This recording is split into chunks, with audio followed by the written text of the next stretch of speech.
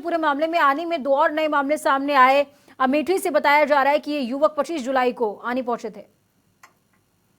हाँ जी, अब ये आनी में 2 और मामले बढ़ गए हैं कोरोना पॉजिटिव के। ये 25 तारीख को अमेठी से आए थे जी, और इनका परसों कोरोना सैंपल लिया गया था जो पॉजिटिव पाया गया। अब जो यहाँ पे कोरोना पॉजिटिव मामलों की संख्या आने के अंदर हो गई है 11 जी। 11 एक्टिव केस हैं आने के अंदर। इससे जो है प्रशासन की चिंताएं जरूर बढ़ गई। हालांकि ये सभी लोग क्वारंटीन थे, इसलिए प्रशासन की तरफ से ऐसा कहा जा रहा है कि घबराने की कोई आवश्यकता नहीं है। जी हरिकृष्ण, दर्शकों को ये भी जानकारी दे दीजिए कि क्वारंटीन तो थे ये दोनों युवक, लेकिन क्या ये इंस्टीट्यूशनल क्वारंटीन थे या फिर किसी के कांटेक्ट में आए थे ये अभी तक? जैसा प्रशासन की तरफ से कहा जा रहा है कि जब ये 25 तारीख को अमेठी से आए तो ये अपने अलग घर में रह रहे थे दोनों। ये संस्थागत नहीं थे, ये अपने ही घर में क्वारंटीन थे। चलिए, बहुत बहुत धन्यवाद हरिकृष्ण हमारे साथ जुड़ने के लिए। किसी के संपर्क में बहुत बहुत धन्यवाद हमारे साथ जुड़ने के लिए हरिकृष्ण, और अपना बहुत ज्यादा ख्याल रखिए। एक और बड़ी खबर, अहम जानकारी मौजूदा वक्त की सामने आ रही है, उससे आपको रूबरू कराएंगे। बड़ी खबर, अहम जानकारी चंबा से, कोरोना को लेकर के ही अहम जानकारी चंबा से भी है।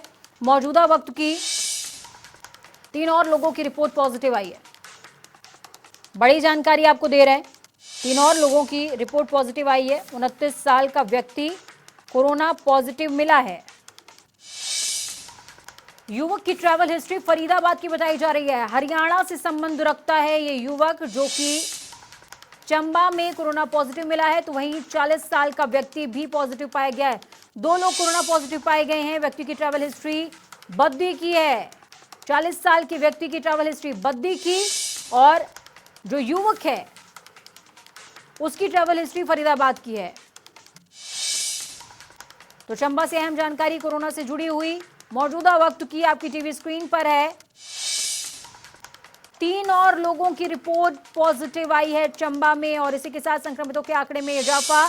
3 लोगों की जानकारी आपको दे रहे हैं। एक जो है वो 29 साल का व्यक्ति है, जो कि फरीदाबाद से संबंध रखता है, जिसकी ट्रैवल हिस्ट्री फरीदाबाद की बताई जा रही है। एक और बड़ी खबर, अहम जानकारी मौजूदा वक्त की सामने आ रही है। रामपुर में कोरोना का कहर देखने को मिल रहा है। रामपुर से अहम जानकारी मौजूदा वक्त की आपको दे रहे हैं। कोरोना से जुड़ी हुई, कोरोना का आंकड़ा लगातार बढ़ता जा रहा है। रामपुर के डकोल्ड में 5 मजदूर पॉजिटिव मिले हैं।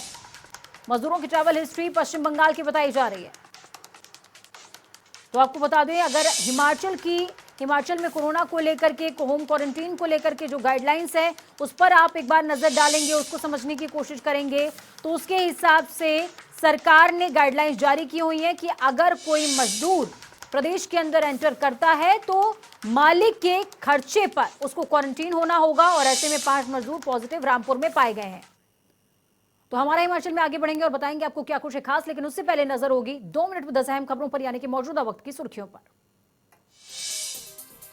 यूपी की कैबिनेट मंत्री कमल रानी की कोरोना से हुई मौत। तकनीकी शिक्षा मंत्री थी कमल रानी। सीएम उत्तर प्रदेश में आज राजकीय शोक। एलएसी विवाद पर विदेश मंत्री एस जयशंकर ने चीन को दिया साफ संदेश। कहा, व्यापार पर एलएसी विवाद का असर होना तय, चीन में करना होगा मुकाबला। कांग्रेस सांसद राहुल गांधी ने महबूबा मुफ्ती की रिहाई को लेकर किया ट्वीट। महबूबा मुफ्ती को छोड़ा जाए। जब गलत तरीके से नेताओं को हिरासत में लेते हैं तो लोकतंत्र को पहुंचता है नुकसान।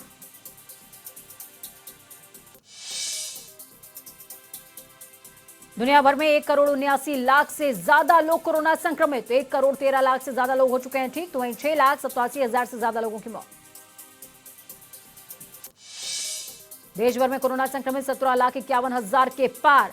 5,67,000 से ज्यादा केस एक्टिव। तो वहीं 11,46,000 से ज्यादा मरीज हो चुके हैं ठीक। अब तक 37,000 से ज्यादा लोगों की गई जान।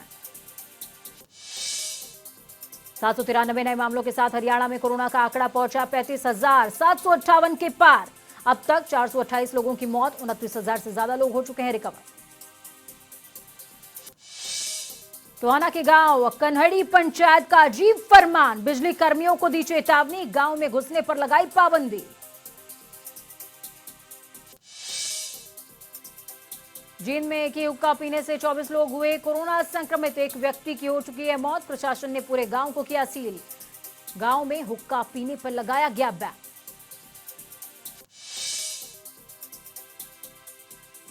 हिमाचल में कोरोना वायरस का कहर जारी, पॉजिटिव केसेस का आंकड़ा 2643, इनमें से 1505 लोग हो चुके हैं ठीक, तो वहीं 1109 मामले अभी भी एक्टिव। राज्य में कोरोना से 12 लोगों की मौत। अभिनेता सुशांत की बैंक डिटेल से बड़ा खुलासा, पूजा सामग्री के लिए 3 बार तो पंडित के लिए 1 बार निकाले गए पैसे। सुशांत राजपूत के परिजनों का आरोप, पैसों का इस्तेमाल जादू टोने में हुआ।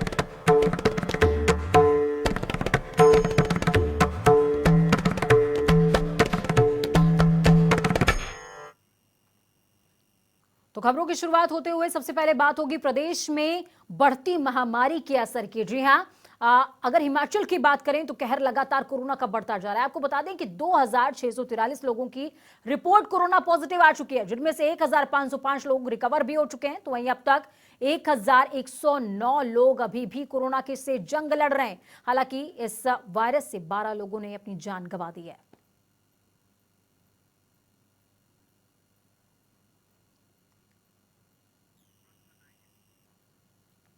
तो हिमाचल में कोरोना का कहर लगातार देखने को मिल रहा है। कोरोना संक्रमितों की संख्या में इजाफा हो रहा है। बुलेटिन की शुरुआत से पहले भी आपको बताया कि किस तरीके से संक्रमितों के आंकड़े में इजाफा हो रहा है। वजह साफ तौर पर समझ लीजिए, क्योंकि मजदूरों की जो आवाजाही है वो प्रदेश के अंदर बढ़ गई है। ऐसे में प्रदेश सरकार की सख्त गाइडलाइंस हैं कि कोई भी मजदूर, कोई भी प्रवासी बाहर से, किसी भी राज्य से प्रदेश के अंदर प्रवेश करता है तो उसे सबसे पहले क्वारंटीन होना पड़ेगा। होम क्वारंटीन या फिर इंस्टीट्यूशनल क्वारंटीन, जिसका खर्चा मालिक को खुद उठाना होगा। मालिक के खर्चे पर होम क्वारंटीन होगा वो व्यक्ति, और उसके बाद उसकी रिपोर्ट जब तक कोरोना नेगेटिव नहीं आ जाती तब तक उससे काम नहीं लिया जा सकता है। तो ऐसे में यही वजह है कि कोरोना संक्रमितों के आंकड़े में लगातार इजाफा हो रहा है। लेकिन हाँ, यह कहा जा सकता है कि स्थिति इसी कानून के चक्कर में, इसी कानून की वजह से जो कोरोना संक्रमितों का आंकड़ा है, या यूं कहें कि कोरोना संक्रमितों की जो संख्या है वो कुछ कंट्रोल में है। इस पर ज्यादा जानकारी के लिए अंकुश डोभाल हमारे संवाददाता शिमला से लाइव जुड़े हैं हमारे साथ में।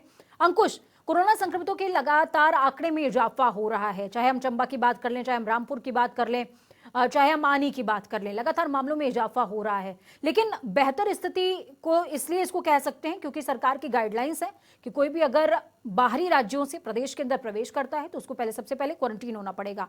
क्वारंटीन होने के बाद रिपोर्ट नेगेटिव आती है तभी वो काम कर सकता है। लगातार देवभूमि में बढ़ा है, लेकिन कहीं ना कहीं जो विषय है कि आनंद का प्रदेशवासियों के लिए, वो ये है कि कहीं ना कहीं जो रिकवरी रेट है वो ज्यादा अच्छा है। और अन्य प्रदेशों के मुकाबले अगर हिमाचल प्रदेश को देखा जाए तो हिमाचल प्रदेश में रिकवरी रेट बहुत अच्छा है। और जो सबसे ज्यादा मामले हैं वो जिला सोलन और जिला सिरमौर में है। अगर कुल एक्टिव मामलों की संख्या देखी जाए और इन दो जिलों की संख्या देखी जाए तो लगभग 50% मामले इन दो जिलों में हैं। और जब से मजदूर वापस आना शुरू हुए बीबीएन के इलाके में, वहां से जो कोरोना संक्रमण का आंकड़ा है वो लगातार प्रदेश में बढ़ा। और जो जुलाई का महीना था कोरोना संक्रमण के लिहाज से, वो बिल्कुल भी ठीक नहीं रहा हिमाचल के लिए। हालांकि जो जितने भी नियम कानून कोरोना से बचने के लिए बनाए गए हैं उसका कहीं ना कहीं फायदा प्रदेश को मिला है। और अभी तक जो मामले हैं पूरे प्रदेश के अंदर वो नियंत्रण में है। इंस्टीट्यूशनल क्वारंटीन को बहुत सख्ती से जो उसका पालन कराया जा रहा है पूरे प्रदेश के अंदर। चाहे हिमाचल प्रदेश के किसी भी जिले की बात की जाए, अगर कोई भी मजदूर हिमाचल प्रदेश के अंदर आता है तो पहले उसे इंस्टीट्यूशनल क्वारंटीन होना होता है, उसके बाद ही वो काम पर लौट सकता है। क्योंकि इससे पहले बीबीएन के इलाके में जो कंपनी क्वारंटीन शुरू किया गया था, सीधा जो मजदूर आ रहे थे उन्हें काम पर भेजा जा रहा था, वो फैसला कहीं ना कहीं एक गलत साबित हुआ। और उसके बाद ये फैसला लिया गया कि जब तक किसी मजदूर की जो रिपोर्ट है वो कोरोना नेगेटिव नहीं आती है तब तक वो काम पर नहीं लौट सकेगा। जी अंकुश, एक सवाल मेरा अहम हो जाता है, अगर मौजूदा वक्त में जो कानून बनाए गए सरकार की तरफ से, उसमें लोगों की डिमांड और प्लस विपक्ष की प्रतिक्रिया, दोनों का कितना बड़ा असर या कितनी बड़ी भूमिका रही, ये आपको क्या लगता है?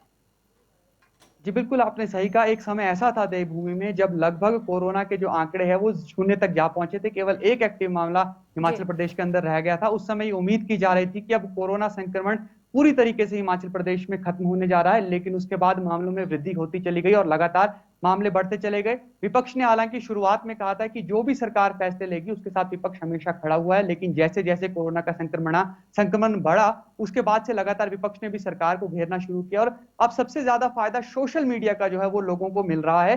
सोशल मीडिया पर जैसे ही लोग प्रतिक्रिया देते हैं तो निश्चित तौर पर वो जल्दी से जल्दी सरकार तक पहुंचती है और ऐसे में जो लोगों के मन मस्तिष्क में होता है और जो भी उनका लोगों का मत होता है वो भी सरकार तक पहुंचता है और ऐसे में सरकार लोग क्या सोच रहे हैं इस हिसाब से भी फैसला लेने में कहीं ना कहीं सक्षम होती है। जी बिल्कुल, आपने सोशल मीडिया का अंकुश जिक्र किया है तो हम वो दौर नहीं भूल सकते कि जब सरकार ने जो है ऑनलाइन प्रतिक्रिया लोगों से मांगी थी। तकनीकी खराबी के चलते हमारा संपर्क फिलहाल अंकुश से कुछ बाधित हुआ है। एक बार फिर से कोशिश करेंगे कि अंकुश से जुड़ना हो पाए, क्योंकि तमाम वो प्रश्न हैं जो आपके हैं, जनता टीवी के हैं, जो आप भी जानना चाहते हैं, हम भी पूछना चाहते हैं, लेकिन सवाल ऐसे में यही है। अंकुश, सवाल मैं आपसे ये पूछ रही थी कि आपने सोशल मीडिया का जिक्र किया था। सोशल मीडिया प्लेटफॉर्म पर सरकार ने एक प्रतिक्रिया मांगी थी लोगों से कि लॉकडाउन होना चाहिए कि नहीं होना चाहिए। उस पर लोगों ने बढ़ चढ़कर प्रतिक्रिया दी और ज्यादातर लोगों ने कहा कि लॉकडाउन प्रदेश के अंदर होना चाहिए। क्या उस पर कोई रिएक्शन सरकार की तरफ से अभी तक सामने आया है? क्योंकि जो सरकार के नुमाइंदे हैं वो भी कोरोना की चपेट में है।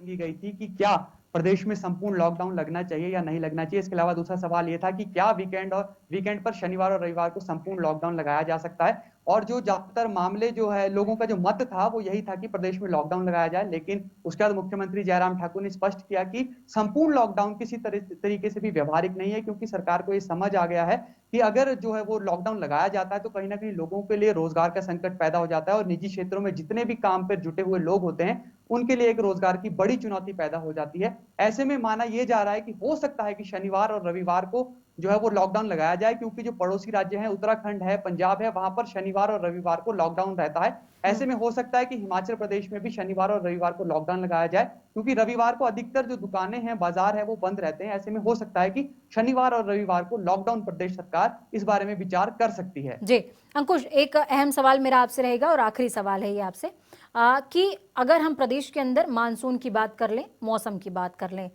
मौसम ठंडा होता जा रहा है, बारिश का दौर है। ऐसे में वैज्ञानिकों की तरफ से यह आशंका जताई गई है कि बारिश के दौर में वायरस बहुत तेजी से फैल सकता है। इसके लिए सरकार की तरफ से क्या तैयारी?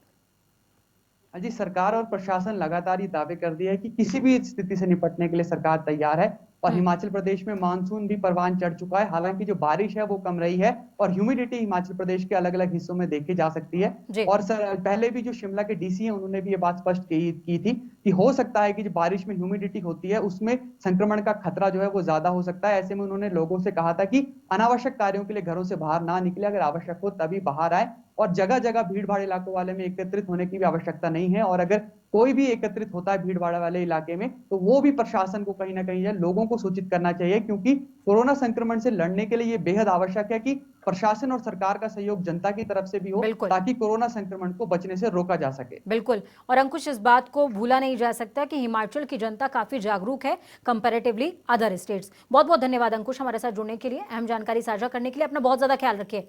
अंकुश डोभाल हमारे साथ में हमारे संवाददाता जुड़े, जिन्होंने बताया किस तरीके से देवभूमि के अंदर संक्रमितों के आंकड़े में लगातार इजाफा हो रहा है